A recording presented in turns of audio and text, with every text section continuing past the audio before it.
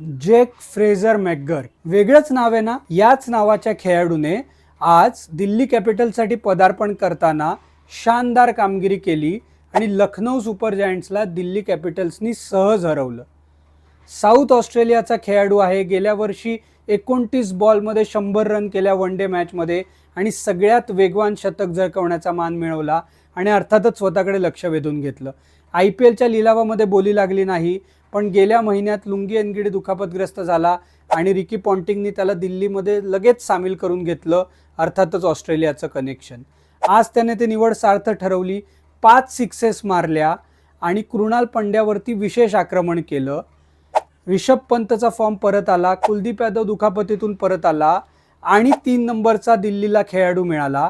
काय वाटतं, हा नवीन खेळाडू जेक फ्रेझर मॅकगर दिल्ली कॅपिटल्सची गाडी आणेल रुळावर?